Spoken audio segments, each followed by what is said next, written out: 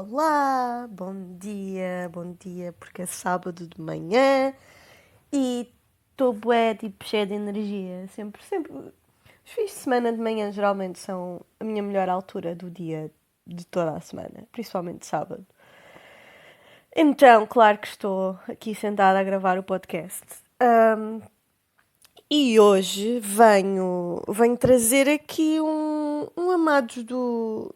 Não do mês, porque há algumas coisas que eu tenho aqui na minha lista que já vi há mais de um mês, mas não tenho feito um roundup de coisas que tenho gostado de ver, de ler, whatever, o que seja, ultimamente. Então, este episódio vai ser dedicado a isso. Tenho consumido muito entretenimento, ahm, e, portanto, tenho muita coisa para falar sobre. Não sei bem ainda por que ordem hei de. Se calhar nem vou organizar isto por uma ordem de séries e de filmes e de livros e do que seja. Vou só vendo aqui pela minha lista e, e vou-vos apresentando cada coisa que tenho visto, tenho ouvido e tenho gostado imenso. E acho que vou começar pela minha mais recente obsessão. Acho que é um bom ponto de partida para esta lista, que tem sido. Ai, isto foi um terrível drum roll. Estava a tentar fazer um drum roll, mas isto foi horrível. Peço desculpa. Drum roll, vou só dizer. Uh, Tem sido Vampire Diaries. É verdade, eu com quase 30 anos de idade nunca tinha visto Vampire Diaries. E isto começou porque já tinha começado a tentar ver há uns meses atrás com o meu namorado naquela de vamos ver isto no gozo, não é? E estava a gostar de ver com ele, estava a ser engraçado, mas como estava muito nesse mood, depois nós passámos um fim de semana, ou o que é que foi, a ver aquilo, e depois passou-me, não continuei porque não estava a ver com ele. E aqui há uns tempos ouvi as meninas do podcast Where You Lead, que tem sido dos podcasts que eu mais tenho gostado de ouvir ultimamente, que é bastante recente. Elas ainda só têm, se não me engano, 4 episódios. Não quero, não quero estar a dar informações erradas, mas penso que seja isso. E elas falam muito sobre teen shows que alguns deles eu realmente crescia a ver e a gostar, mas Vampire Diaries é um daqueles que eu nunca tinha visto, para além daquela vez que tentei ver, ironicamente, com o meu namorado. Então, elas estavam a falar sobre isso no último episódio que eu ouvi e deixaram-me com imensa vontade de ir voltar a ver. Então já vou no final da quarta temporada e estou a adorar. É bem fixe. Tipo, sinto que estou a viver a minha adolescência novamente. Aquilo que não vivi. Porque lá está, eu já falei no último episódio que estava a ver Vampire Diaries, que era aquele tipo de coisa que quando eu tinha idade. Vamos reformular isto, porque não há idade para ver séries de qualquer tipo que elas sejam, ok? Mas quando eu era adolescente, quando era a altura em que estava no auge, que estava no ar, eu nunca prestei muita atenção porque estava mais ocupada a tentar parecer, porque ser não era de certeza, parecer cool e ver cenas mais cool. E não tinha muita paciência para teen shows na altura. Então agora, que estou na fase da minha vida em que também não quero saber, é que estou a reviver um pouco isso. Tipo, DOC também nunca vi, One Tree Hill também nunca vi, Teen Wolf nunca vi. Adivinhem quais é que são as próximas séries que eu vou ver a seguir? Claro, vão ser essas todas. Portanto, estou a ver Vampire Diaries e é muito engraçado como alguém que não viveu naquela altura uh, ir ver posts no Tumblr daquela época e cenas na net e tudo mais, a reviver, tentar reviver, tirar um pouquinho daquela era para a minha vida agora. Tenho a dizer que estou muito investida agora neste momento, estamos na quarta temporada e estou muito investida na relação da Caroline e do Klaus. Para quem não vê Vampire Diaries, o Klaus era aquele gajo que era tipo o OG bad guy da série. Entretanto, isto está a começar a mudar a dinâmica. Porque isto, cada temporada que vem, há sempre, é que este vampiro é que é tipo o vampiro mais vampiro de todos. E ele é. Nós temos de ter cuidado com ele. Passa uma temporada, afinal há outro vampiro que também é lobisomem, que também é não sei o quê, e este sim é que nós temos de nos preocupar. Mais uma temporada, não, esqueçam aqueles dois anteriores que apareceram. Agora é que é mesmo o vampiro para acabar com todos os vampiros. Então, basicamente, o Klaus já não é o OG vampiro bad boy. Então estava a ter assim um redemption arc que eu estava a gostar muito. No entanto, cheguei agora à quarta temporada e parece que não vai acontecer o romance que eu estava à espera entre o Klaus e a Caroline, que é uma das melhores amigas da Helena, que é a nossa protagonista feminina, interpretada brilhantemente pela Nina Dobrev. E digo brilhantemente porque, sim, a Nina Dobrev é excelente a fazer dois papéis ao mesmo tempo, ok? E acho que ela ainda vai fazer mais, entretanto.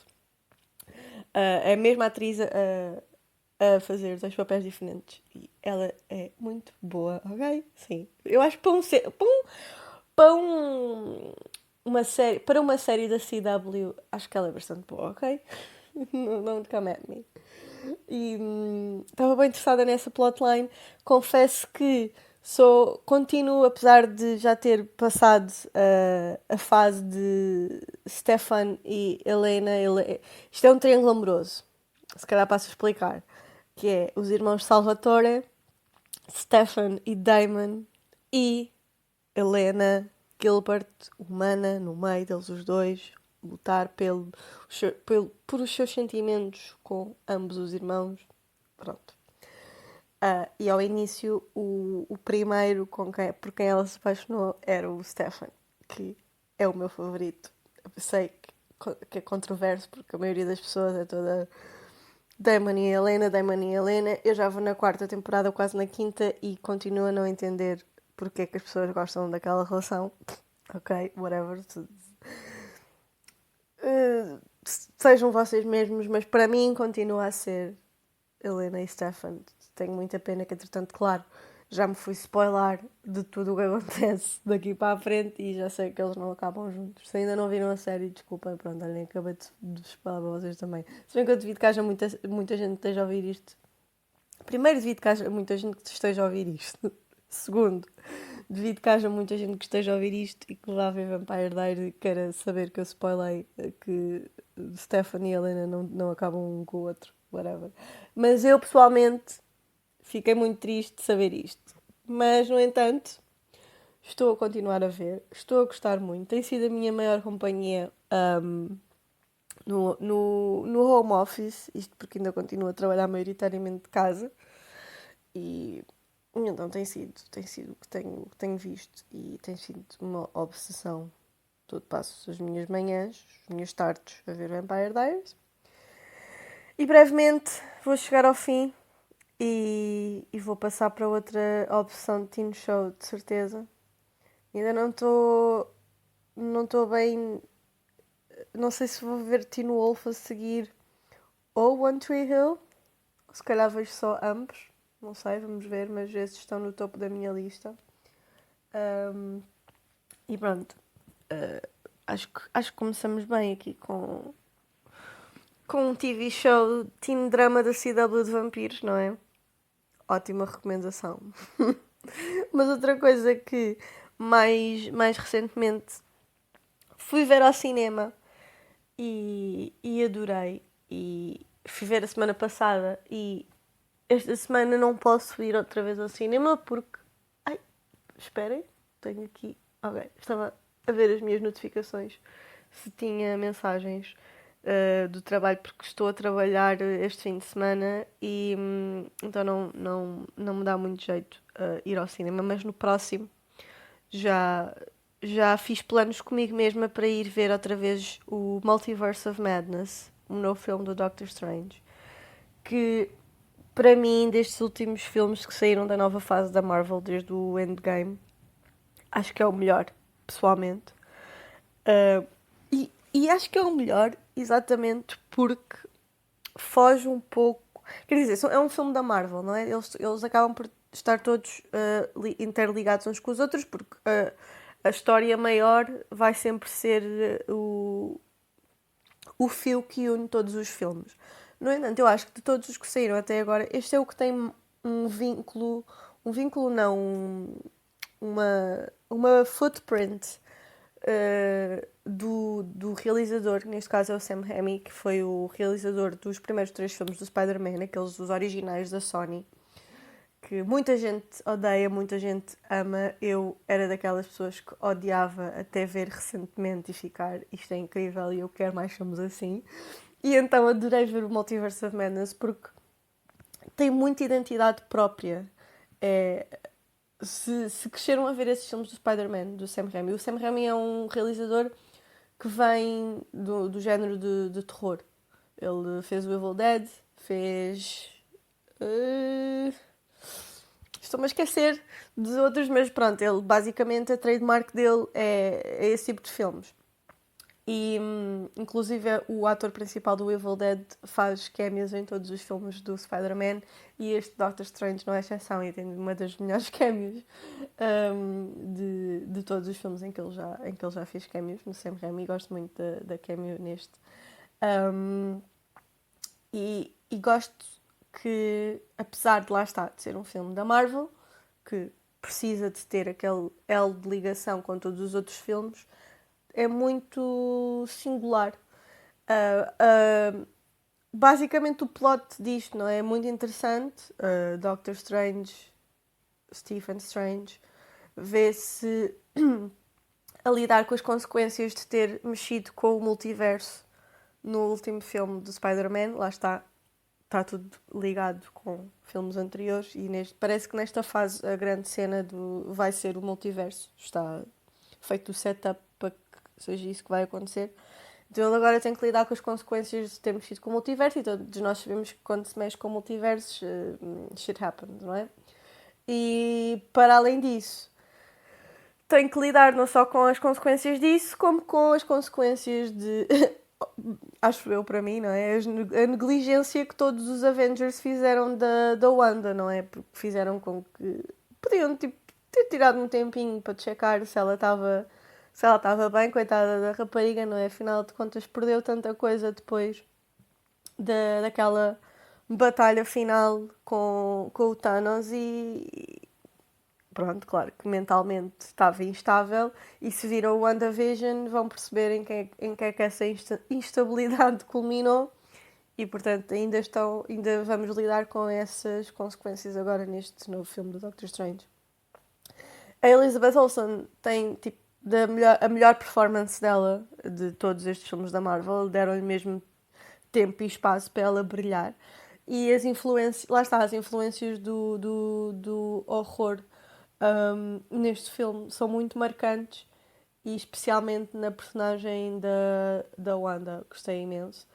Tem algumas surpresas que gostei, foram engraçadas de ver. Tenho muita pena de ter ido ver isto sozinha, porque aqui na Holanda não tenho ainda ninguém para ir ver estes filmes da Marvel comigo, como eu tinha em Portugal, que é com os meus amigos, que também são todos fãs.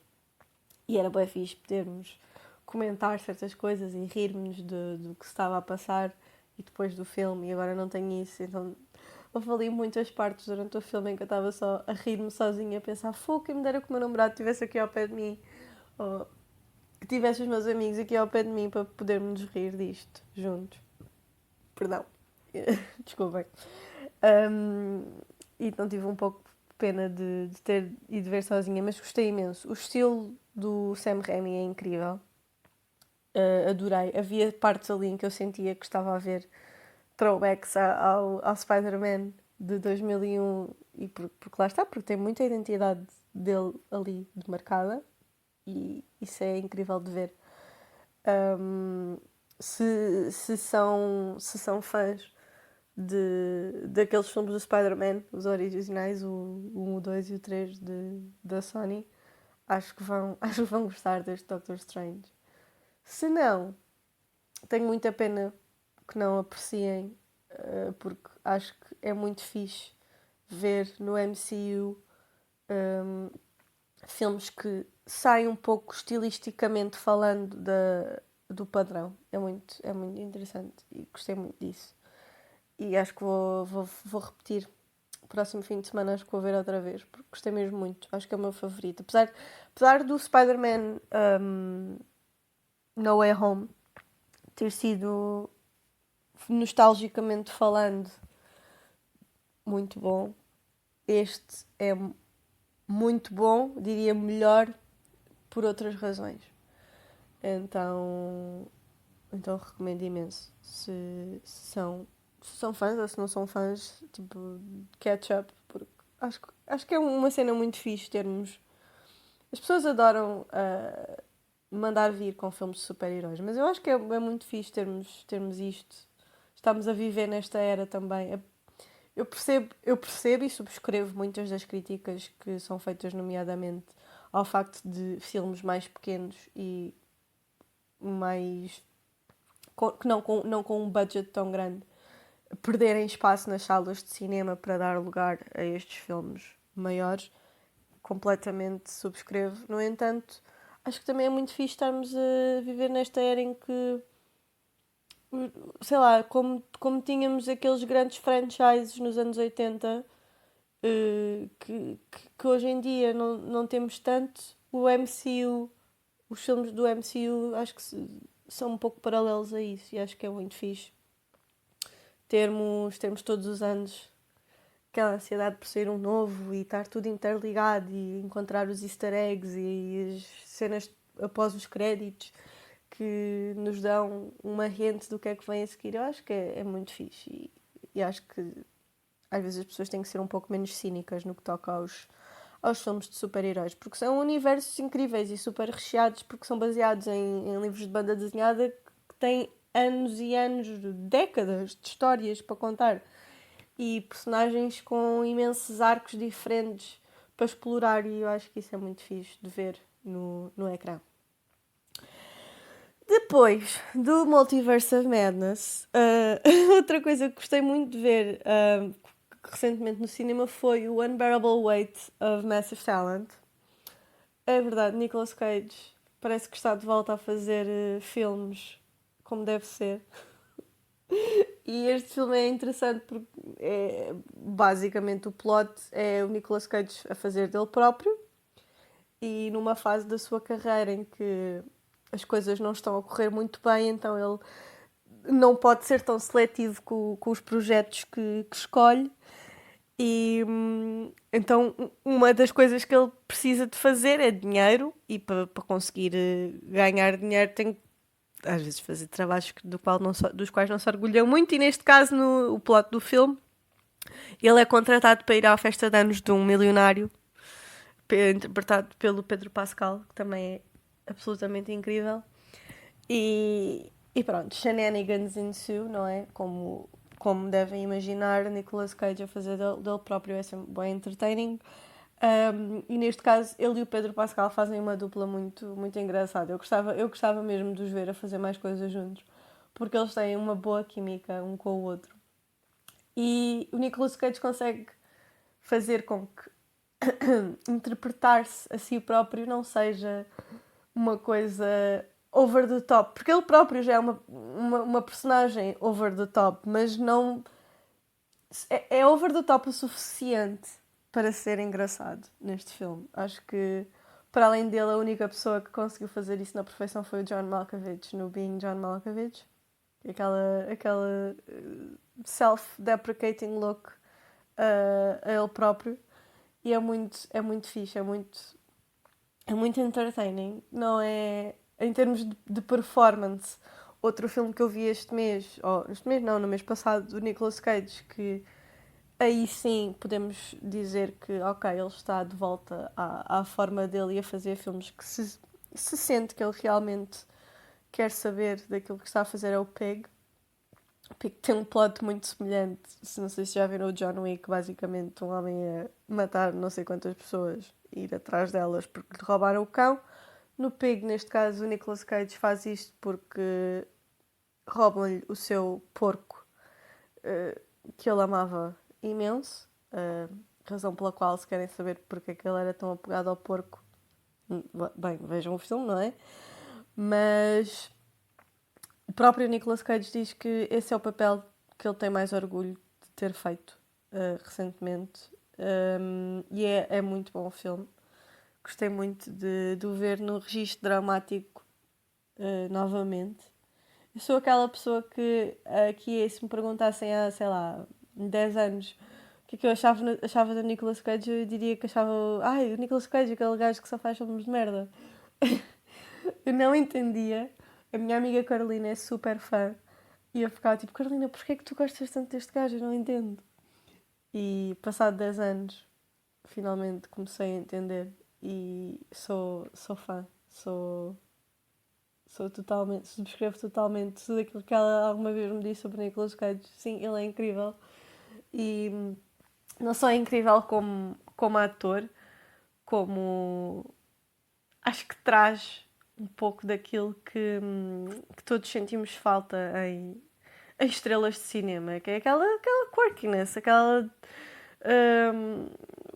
É muito interessante quando um ator não deixa que as linhas entre quem ele é como pessoa e quem ele é como ator se misturem, mas também é muito interessante quando assim é. E Nicolas Cage é esse tipo de ator, a personalidade dele influencia, acho eu, muito o estilo de representação dele, mas eu acho que de uma boa forma. Então, tanto num filme como no outro, em que ele não faz um papel super dramático e com uma nuance dramática muito grande, e é excelente a fazê-lo, e no outro em que ele está a fazer dele próprio e tem que fazer esta versão elevada dele próprio sem cair nos clichês. E é preciso muito talento para fazer isso. E recomendo ambos os filmes. Eu depois de ver estes dois filmes fiquei numa de ver mais filmes de Nicolas Cage e ainda estou nessa fase. Há muitos filmes que eu ainda não vi dele e apesar, para além daqueles que crescemos a ver que estava sempre quase todos os domingos, não é? E parecia que estava sempre na televisão o Face Off, parecia que estava sempre na televisão o Gone in 60 Seconds, o Tesouro Nacional, tipo, esses filmes todos já vi, mas ainda há muitos filmes, aqueles mais aclamados pela crítica dele, esse eu ainda não vi. Então quero ver. E talvez veja um ou dois hoje, quem sabe, não sei o que é que me estou a sentir. Mas Pig e Unbearable Weight of Massive Talent são os mais recentes e gostei imenso. Ele na verdade tem trabalhado muito constantemente nos últimos anos e ele até tem feito cenas interessantes, mas acho que só depois deste ano no Pig é que as pessoas realmente voltaram a ter o Nicolas Cage no discourse de ok, se calhar temos que voltar a prestar atenção a este tipo. Se calhar ele até sabe o que é que está a fazer. E pá, eu estou aqui a ler a minha lista e eu tenho muitas coisas aqui para falar que não têm nada a ver umas com as outras. Portanto, desculpem se eu vou passar agora de Nicolas Cage para uma série sobre um casamento a desmoronar-se, mas é isso que eu vou fazer. E se não me seguem no TikTok, já agora, podem me ir seguir. E estou a falar sobre o TikTok porque eu vi esta série, Scenes from a Marriage, na HBO Max, com a Jessica Chastain e o Oscar Isaac. E adorei. É uma minissérie. Tem poucos episódios e é baseado numa peça também é baseado numa série do Ingmar Bergman. Eu fiz um TikTok sobre isto quando vi a série porque é incrível. E na altura fiz o TikTok porque há uma cena em particular entre o Oscar Isaac e a Jessica Chastain que eu acho que encapsula muito bem toda a série e aquilo ficou viral do nada. E entretanto a Warner Brothers acho que descobriu o meu TikTok e eliminou o meu vídeo do TikTok. Então estou muito triste. Porque era o meu TikTok com tipo mais visualizações. Tinha tipo 60 mil visualizações. E foi eliminado. Tenho muita pena porque descobri que há muita gente que gosta desta série. Através desse TikTok. Pelo menos 60 mil pessoas gostam desta série. E, oh meu Deus, o Oscar Isaac tem a performance da vida dele nesta série. O que é dizer muito, porque o Oscar Isaac parece que tem sempre a performance da vida dele em tudo o que ele faz. Também vi o Moon Knight com ele recentemente e ele é... Acho que ele é a única redeeming quality daquela série, falando no geral. Acho que a série, agora que já terminou, não é muito boa de maneira geral, então o Oscar Isaac é a única coisa boa daquilo. E em Scenes from a Marriage, ele e a Jessica Chastain são incríveis. Eles foram juntos para a acting school. O Oscar Isaac e a Jessica Chastain eram colegas na Juilliard. E eles são amigos desde essa altura. Eles já fizeram alguns projetos juntos, mas acho que este é o que teve mais visibilidade.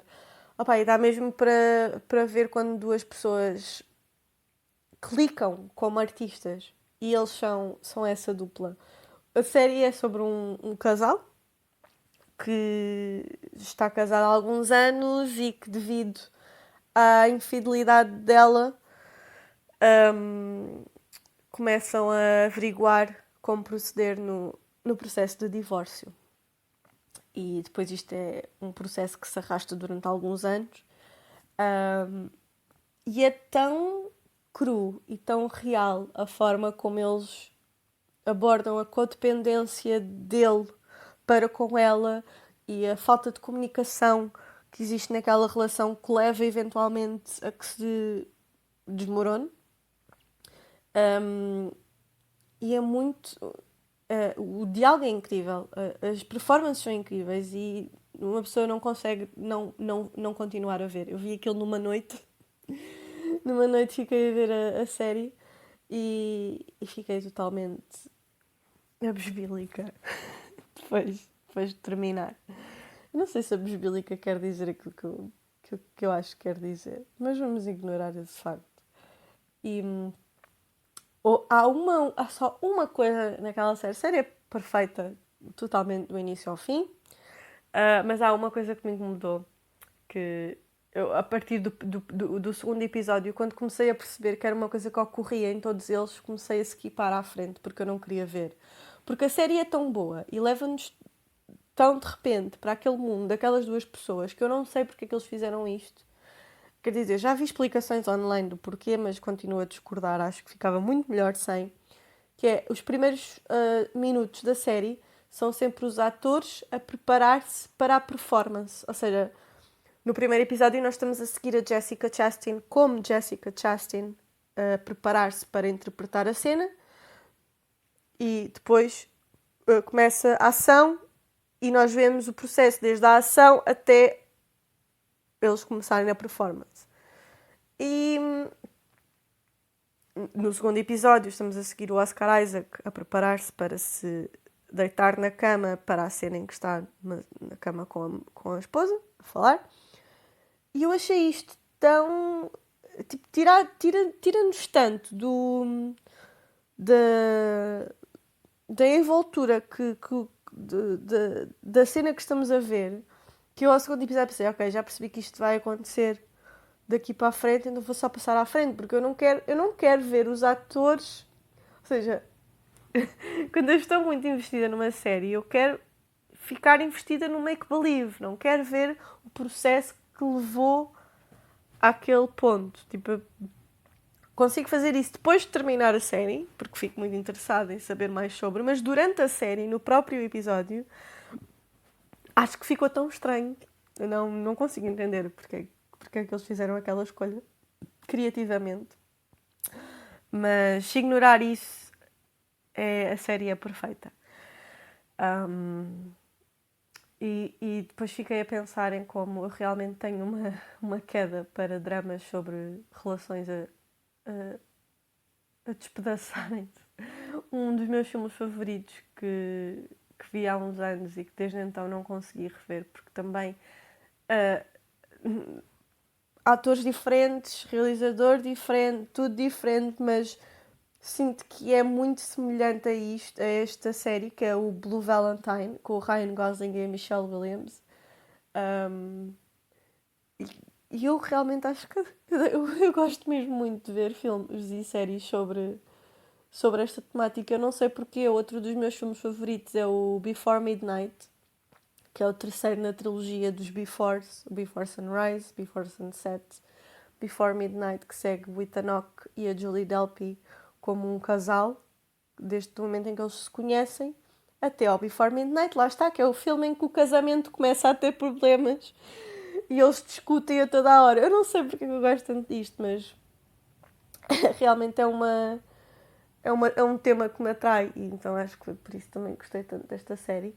Recomendo imenso, as performances são incríveis. O Oscar Isaac, eu já disse isto há pouco, mas ele é mesmo muito bom. Eu queria chorar com ele. Eu estava a sentir a dor dele quando a mulher se está a ir embora. Porque basicamente ela chega um dia à casa e diz-lhe: eu vou-te deixar, eu conheci outra pessoa e amanhã vou-me embora. E isto é tão heart-wrenching. E ele à porta a abraçá-la de uma forma tão dolorosa porque não quer que ela vá. E eu estava na minha cama agarrada à minha gata, como se fosse a Jessica Chastain também a ir embora. Mas eu, não! Não faças isto! O que é que estás a fazer, coitadinho? E é muito bom, recomendo muito. Scenes from a Marriage está na HBO Max. Vampire Diaries também está na HBO Max. A HBO Max tem sido o serviço de streaming que eu mais tenho usado recentemente. Acho que eles não têm um catálogo tão vasto como o Netflix, mas em termos de qualidade ganha aos pontos ao Netflix. A HBO Max é onde estão as melhores séries neste momento, acho eu. Vi outra série, não foi na HBO Max, foi no Disney Plus, mas lá está, o Disney Plus, todo o conteúdo que está lá da Hulu é quase todo bom, mas o conteúdo Disney, não sei se gosto tanto. Mas esta série que eu vi lá foi o The Dropout, que é um original da Hulu, e então gostei imenso. The Dropout é baseado no podcast que eu ouvi há uns anos atrás também, sobre a queda da Elizabeth Holmes e da empresa que ela fundou, o Theranos. E na altura eu ouvi o podcast e adorei. Não sabia que já estavam a pensar fazer uma série mesmo nessa altura quando saiu. E a série, entretanto, saiu este ano com a Amanda Seyfried a fazer de Elizabeth Holmes, que acho que é o casting perfeito. Ela tem tipo aquele olhar meio maníaco também, que nos faz sentir que ela está a olhar para a nossa alma e é bué assustador. E para quem não sabe sobre o que é The Dropout, a série e o podcast, a Elizabeth Holmes eu não quero dizer informação errada, mas acho que foi em 2017, foi acusada de basicamente enganar todos os investidores que ela tinha convencido a investirem no Theranos. O Theranos era uma empresa. O objetivo deles, ou dela, era com uma gota de sangue, ou seja, em vez das pessoas quando vão fazer análises terem que tirar uma quantidade enorme de sangue para analisar, fazer isto com uma gota de sangue, por exemplo, como as pessoas fazem nos testes de glicémia, usar uma gota para testar inúmeros problemas. O que acontece é que a tecnologia que ela queria que concretizasse esta ideia não existe e não existia na altura. Portanto, ela defraudou, era esta a palavra, estava a tentar pensar em inglês, defraudou não só investidores, como o mundo inteiro, comunidade científica, a acharem que ela tinha feito este breakthrough gigante em que tinha descoberto que era possível fazer o impossível com o sistema com a máquina que eles tinham desenvolvido e na verdade era tudo mentira. Na verdade, eles nos laboratórios estavam a usar as mesmas técnicas que outros laboratórios normais de testagem usavam sobre a false pretense de ser uma inovação científica, que não era. E a série é sobre como ela nunca teve nenhum tipo de training científico. Ela via-se ela própria como sendo uma espécie de Steve Jobs, ou seja, não a mastermind daquilo que fazia o produto que ela queria vender, mas de como vender o produto de forma a mudar o mundo, como o Steve Jobs fez com os produtos da Apple. O Steve Jobs não era engenheiro.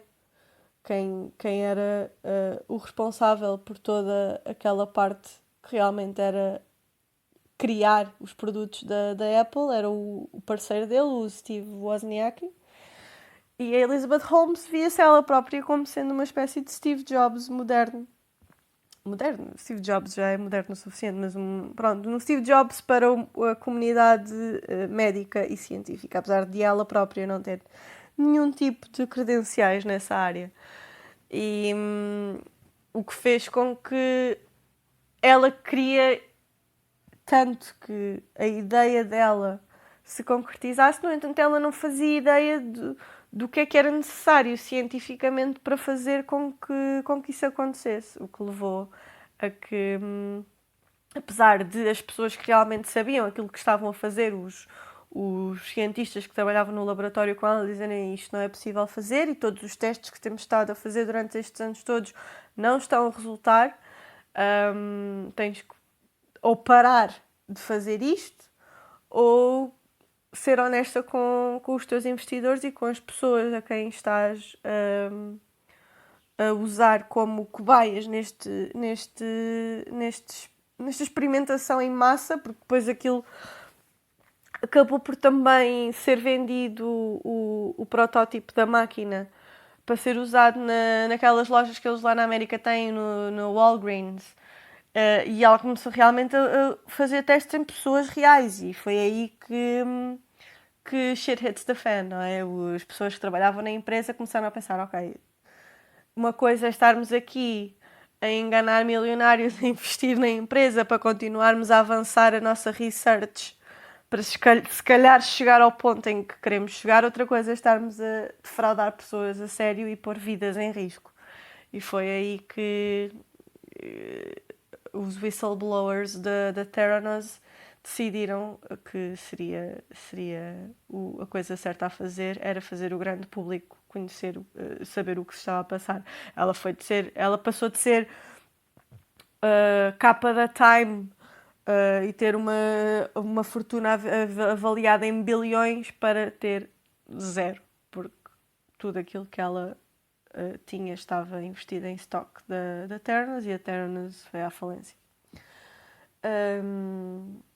No entanto, deixou-me a pensar como é claro que tudo aquilo que ela fez e a forma como usou pessoas, não é? Pacientes reais para continuar a research para eventualmente o objetivo dela seria chegar àquele ponto em que a máquina que eles tinham inventado, a Edison, funcionasse. Isso nunca chegou a acontecer, mas no entanto, como ela era uma mulher num mundo de homens e de quantos outros homens, e quando falo em homens pensando em alguns especificamente bilionários que tomam certas invenções científicas como sendo deles próprios, quando na verdade não têm qualquer tipo de mérito nelas,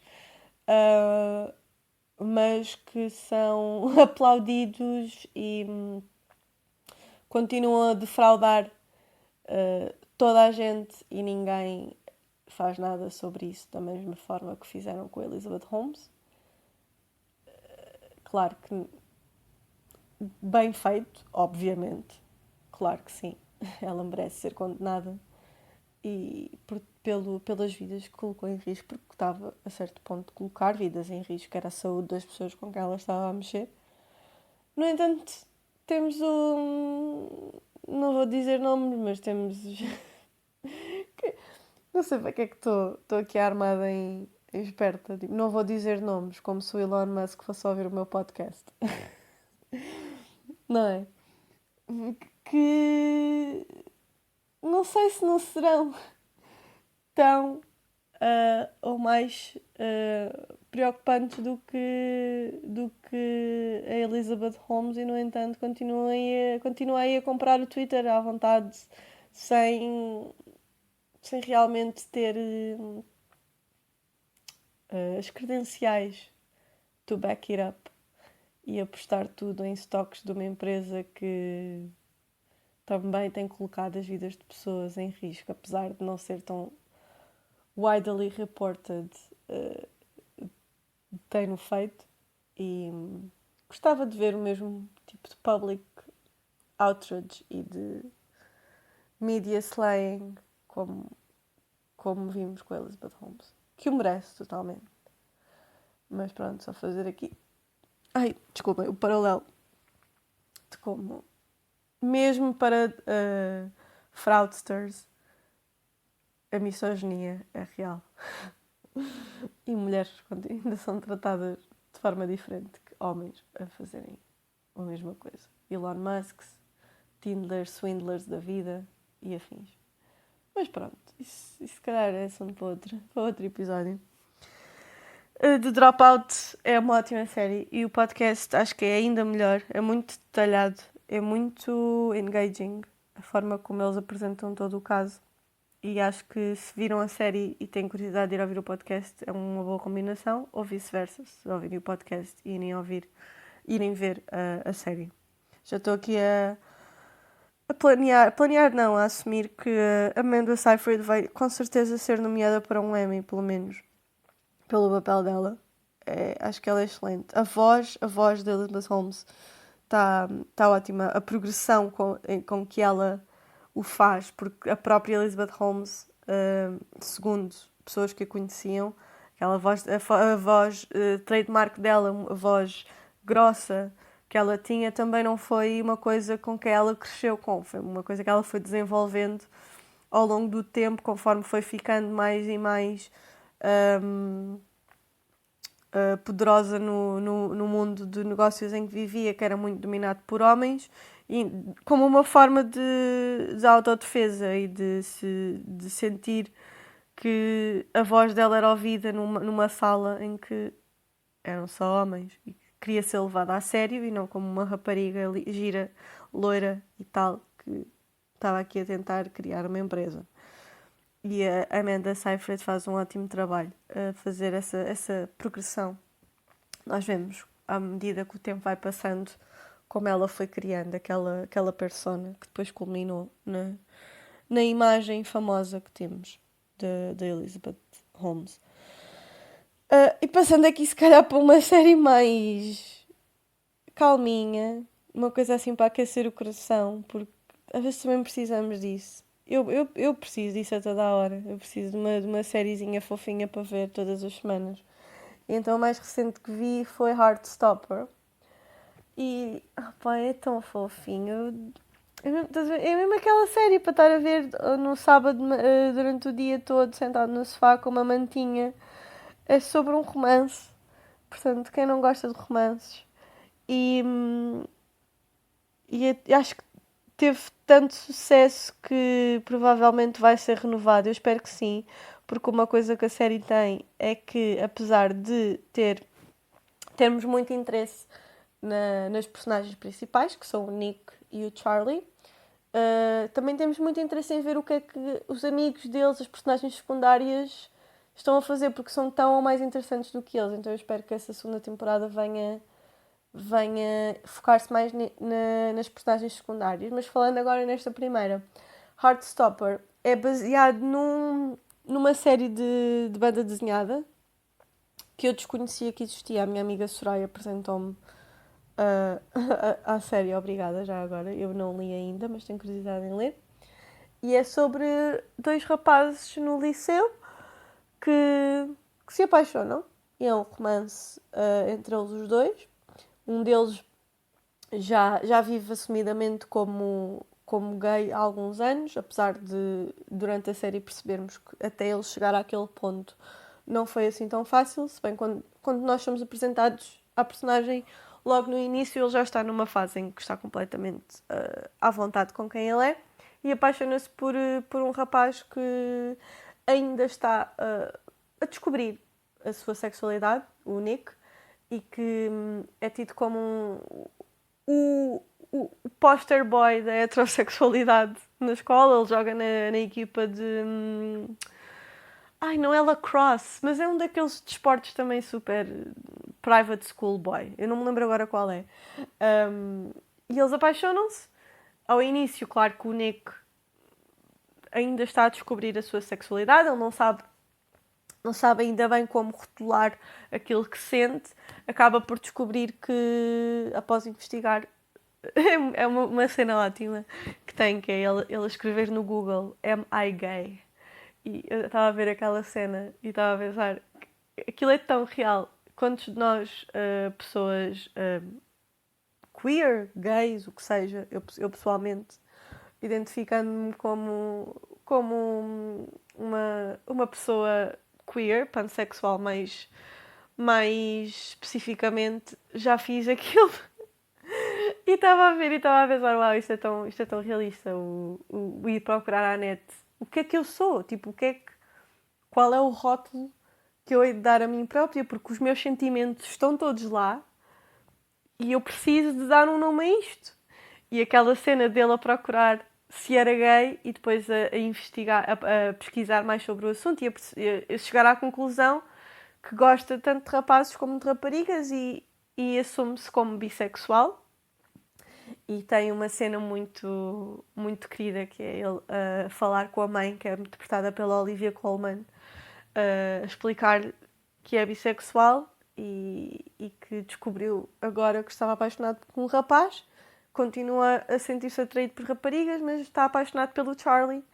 E a forma como a mãe lida com a situação pronto, é muito bom de ver. É muito refreshing ver uma série sobre dois rapazes homossexuais sem fazer da questão um bigger deal than it should be. Desculpa, eu neste episódio estou a usar muitas palavras em inglês, mas é que às vezes tenho mesmo dificuldade em ter que pensar tanto naquilo que quero dizer e às vezes então é mais fácil só falar na língua que me está na cabeça naquele momento, porque eu penso nas duas línguas, então às vezes é mais fácil assim. Então é muito giro, é muito bom ver que esta nova geração pode ter este tipo de séries e de exemplos para seguir em que sente que a forma como lidam com a sua sexualidade não é não é mais importante do que aquilo que deveria ser. E Heartstopper trata de toda a questão, não só da homossexualidade, da bissexualidade, mas também de pessoas transgénero. Uma das melhores amigas do Charlie é uma rapariga trans e a forma também como eles abordam a transexualidade, não é transexualidade que eu quero dizer, mas a forma dela ser uma rapariga transgénero, também é super orgânica e natural e nunca na série toda usam a palavra sequer, simplesmente ela é quem é e nós como como espectadores, lá estava a faltar a palavra, como espectadores entendemos só que é o que é. Porque ela é a rapariga, essa tal rapariga, a melhor amiga do Charlie, andava na escola com eles, que era uma escola só para rapazes, e depois quando nós a conhecemos ela está no All Girls School, que aquilo é tipo uma daquelas escolas super fancy que têm separadas entre raparigas e rapazes, mas as duas escolas estão interligadas e fazem atividades juntas e tal, pronto. E nunca é muito mais debatido do que isso. E é o suficiente. Então, se estão à procura de alguma coisa assim bem levezinha, fofinha, para aquecer o coração para ver, Heartstopper é de certeza a série apropriada para isso. E acho que o livro, a banda desenhada, está disponível gratuitamente numa época, eu agora não me lembro o nome. A minha amiga Soraya disse-me na altura, mas eu agora não me lembro. Mas vou voltar a procurar quando me apetecer ver, porque eu estou a ler outra banda desenhada agora, neste momento, então... e tem tipo 9 volumes, e então ainda não acabei, vou no segundo ainda só. E então ainda vou demorar até me aventurar por outra banda desenhada. Estou a ler uma compilação do Saga. O Saga é uma graphic novel, uma série de graphic novels criada pelo Brian K. Vaughan e pela Fiona Staples. E é muito fixe. Eu tinha o primeiro volume em Portugal quando o li o ano passado, não, há 2 anos já. Uau! E o meu namorado ofereceu-me agora a compilação de todos os volumes que já saíram. Entretanto, saiu outro que não está incluído, mas eventualmente hei de ler esse. E eu já queria ler há imenso tempo, porque tinha comprado o primeiro volume e depois não continuei a ler a história. Então agora estou a ler e é muito fixe. É sobre um, uma viagem intergaláctica de dois soldados de espécies diferentes que historicamente se combatem já uma à outra há anos e eles apaixonam-se e têm uma filha e têm que fazer de tudo para proteger essa filha, essa bebê ainda na fase onde eu estou a ler e protegerem-se a eles próprios e lutarem contra o racismo e o preconceito inerente a ambas as espécies deles, por serem de espécies opostas e que se odeiam uma à outra, não é visto com muito bons olhos. Então estou a gostar imenso de ler Saga e espero terminar em breve, mas são 9 volumes, ainda estou no segundo, vou para o terceiro. Então ainda vai demorar um bocadinho, mas estou a gostar muito de ler. E não lia uma banda desenhada desde que era criança. Portanto, é um género que eu não tenho explorado muito em anos recentes, mas que tenho muita coisa que quero explorar mais. Então acho que isto, se calhar, esta particularmente seja uma boa forma de me aventurar mais por esse género. Recomendo muito. E agora, falando aqui em música, que é uma coisa que eu ainda não falei neste episódio, mas que tenho tido algumas obsessões também, recentemente, a nível de música, que tem saído. Não têm saído muitos álbuns tão bons recentemente como o Motomami, da Rosalía. Que artista incrível que aquela mulher é. Eu descobri-a quando saiu o El Mal Querer, há uns anos atrás, e desde então que sou fã total. Eu fui de propósito ao Porto, ao Primavera Sound, só para a ver. Ela é uma artista espetacular. E o Motomami é o mais recente álbum dela e é muito difícil superar aquilo que ela fez no El Mal Querer, ainda por cima porque era um concept album, esse segundo álbum dela. E este é conceptual de uma outra forma, porque o El Mal Querer era abordava a história de uma... Não quero estar aqui a dizer coisas erradas, porque não me lembro a história específica em que era baseado, mas era baseado numa história muito antiga e popular que abordava a violência doméstica. Não era sobre ela pessoalmente. E este álbum é sobre ela e sobre a forma como ela lida com a fama e como tem lidado com a fama desde que se tornou globalmente uma estrela, como lida com a fama, como lida com as relações amorosas dela, como lida em estar longe de casa. Ela é de Barcelona e passa atualmente mais tempo fora de Espanha a trabalhar na música dela do que passa em casa, como ela lida com isso. E é conceptual na sonoridade e neste aspecto de máquina e representada aqui pela Motomami, a parte máquina dela, a parte mais criativa, a parte que tem que trabalhar para, para chegar ao ponto em que ela está, e a parte mais humana, que é a parte do que ama, a parte que sente saudades da família, a parte que tem que lidar com as consequências e com as escolhas dela como artista. E é, é incrível o álbum. Tem produção não só dela, como também do Pharrell Williams, dos Neptunes. E, e na altura, quando saiu, acho que não havia mais nada sem ser este álbum. Entretanto, já me passou um bocadinho a pancada, mas continua a ser um álbum incrível. Quero ainda comprá-lo em vinil quando tiver a oportunidade. E ela fez uma playlist que está disponível no Spotify. Foi a própria Rosalia que compilou com as inspirações que ela teve para este álbum. E é incrível porque tem de tudo, desde a Saoko, que é a música que ela faz o sample na música dela, Saoko, que é a música do Daddy Yankee. E depois vai desde isso à theme song do Super Mario Brothers. E tem tantas diferentes influências que são tão diferentes, mas que quando se ouve o álbum realmente na sonoridade e na estética e na ideia que ela quer passar dela como pessoa e como artista, dá para ver.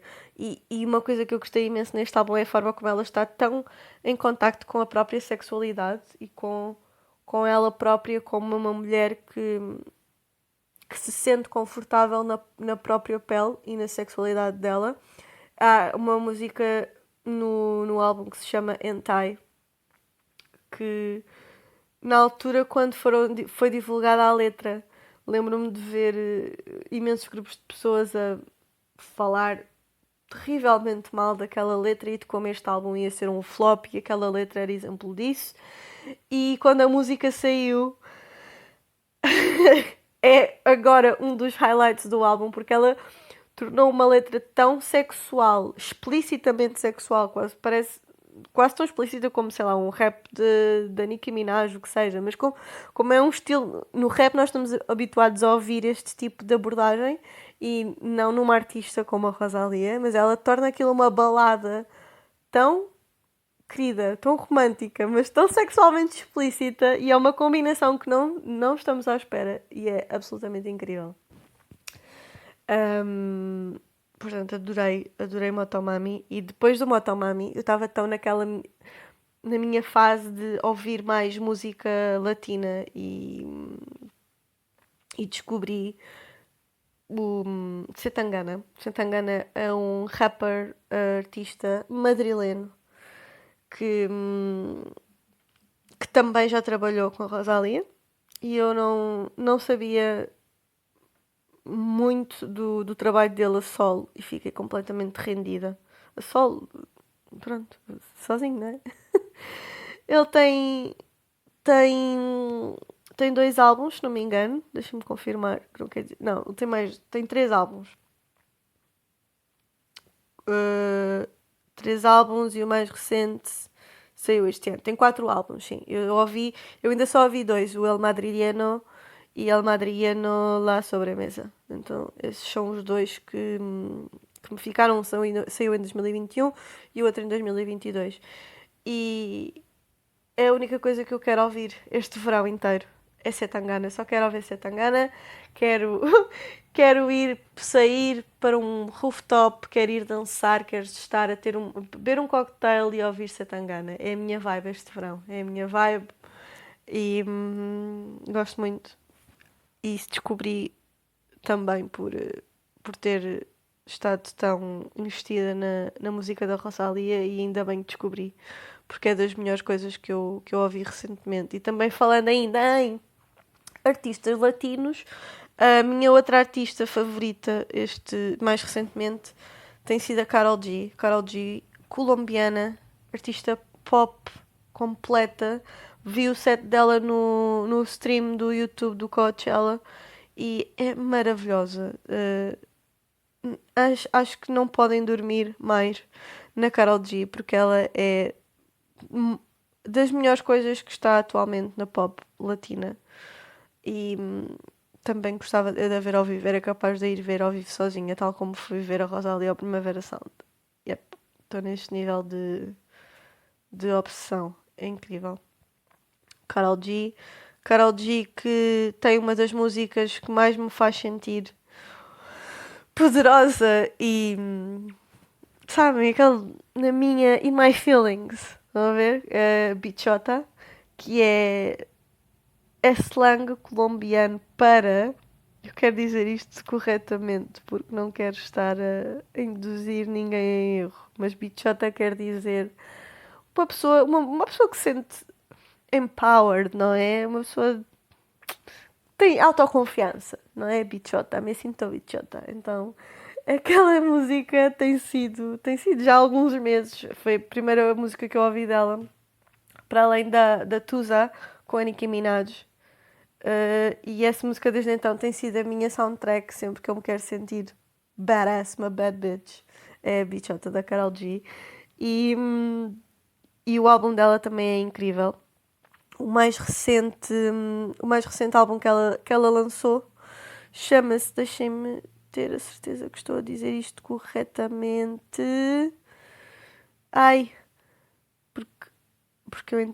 KG0516 é o mais recente álbum dela e tem músicas que já acho eu que já são conhecidas. El Maquinon é conhecida e a Tusa com a Nicki Minaj, que é aquela que acho que a tornou mais conhecida internacionalmente. E claro, tem a minha favorita, Bichota. Oi, sou Karol G, gosto muito de Karol G. E passando aqui de música para outra coisa que eu tenho gostado muito de ver recentemente, de fazer recentemente, é ver comedy specials antes de dormir. E o que levou que já tenha visto, se não o catálogo inteiro. Não digo o catálogo inteiro porque há muita porcaria para lá que eu não quero tocar, mas muito, muito do catálogo de comédia do Netflix e de specials do Netflix de comédia eu já vi. E na HBO Max, que também ficou disponível no mês passado aqui na Holanda e em Portugal, também tem um vasto catálogo de comédia, de especiais de comédia. E um que saiu recentemente foi o Rothaniel, do Gerard Carmichael. Ele tem mais dois comedy specials na HBO que também são muito bons, mas este é particularmente bom. É realizado pelo Bo Burnham e está muito bom. É muito intimista, nós sentimos que estamos na sala com ele a ver a performance e a forma como é filmado no final também é muito bonita. Sem querer revelar muito mais, mas o final deste special é incrível. Ai, desculpem, deu um soluço. Acho que o Bob Burnham fez um incrível trabalho de realização aqui e o Gerard Carmichael este é o special sem dúvida mais pessoal dele, mais vulnerável dele. Foi muito falado quando saiu por ele se assumir como homossexual durante o special. E a forma como ele o faz é absolutamente incrível. É muito ele próprio, é muito o estilo do humor dele, muito, muito self-deprecating, mas não não o tipo de self-deprecating que chega a ser demasiado aquele self-deprecating. E portanto, sem dúvida, recomendo que vejam. Gostei imenso. E para terminar, porque já estou aqui há demasiado tempo a falar sobre, sobre coisas e daqui a bocado nunca mais saio daqui, se calhar é melhor tentar fazer estes wrap-ups de cenas que eu estou a gostar e que gostei de ver, de ouvir, de o que seja, mais frequentemente, porque senão depois fico com uma lista interminável de coisas que quero falar e nunca mais acabo. Portanto, vou terminar com outro dos filmes que fui ver ao cinema no mês passado e que de facto é mesmo um filme que beneficia muito de ser visto no cinema, porque visualmente é incrível. A história é baseada no Hamlet do Shakespeare, portanto não há muito aqui a nível histórico, a nível de plot, que já não conhecemos. Tem algumas surpresas, é verdade, mas é uma história de vingança inspirada em não só no conto do Shakespeare, não só no Hamlet, mas também em histórias de vingança vikings e claro que estou a falar do Northman. Odiei a tradução que fizeram em Portugal, mas também percebo porque, quer dizer, não há muito ali para jogar com. Acho que éramos mais inovadores no que tocava a traduzir títulos de filmes há 20 anos atrás. Tem estado muito fraco a nossa tradução de filmes ultimamente. E eu sou grande fã do realizador. Já vi os filmes anteriores dele e este não foge de todo ao estilo dele. O Alexander Skarsgård é incrível no filme, assim como a Anya Taylor-Joy é nova. Sinto que ela é a nova queridinha de Hollywood, está praticamente em tudo ultimamente, mas ela ela tem mesmo o físico perfeito para fazer de rapariga de escandinava. Ela faz de mulher do Alexander Skarsgård neste filme, que é um pouco estranho, porque ela tem um ar muito jovem e fica assim, mas não é a cena que nos deixa mais durante aquele filme todo. Portanto, sem querer dar spoilers, há outra plotline aqui durante o filme que um plot twist, digamos assim, mais assim, que esse sim deixa-nos mesmo. Mas pronto, tem a Nicole Kidman também. A Nicole Kidman, coitada, que parece que sempre que eu a vejo numa cena recentemente, a cara dela está cada vez mais congelada e isso incomoda-me, primeiro porque ela é uma mulher lindíssima e acho que estava a envelhecer bastante bem antes de começar a mexer muito na cara. E ela é atriz, tipo, ela precisa de exprimir emoções com o rosto e acho que ela está a ficar um bocadinho limitada no que toca a isso, porque a conta de tanto botox é um bocado estranho. Dá para não falar que, tendo em conta que aquilo se passa num período medieval, vê-la assim com uma cara parece que está cheia de ácido hialurónico e botox é esquisito. Mas apesar disso não tira nada ao filme. O filme é bom, gostei bastante. E gostei muito da surpresa de ver a Björk num filme. Realmente é um papel pequeno, mas é bastante. Assenta muito bem à pessoa que é. E tendo em conta que ela também é da Islândia, acho que é assim um nod engraçado à temática toda do filme, de ser passado naquelas zonas Escandinávia, pronto, por aí. E acho que vou terminar por aqui o episódio. Já falei demais. Realmente, o nome do podcast tem este nome por uma razão, porque eu realmente começo a falar e nunca mais me calo. Portanto, vamos ficar por aqui. E vemo-nos para o próximo. Beijinhos!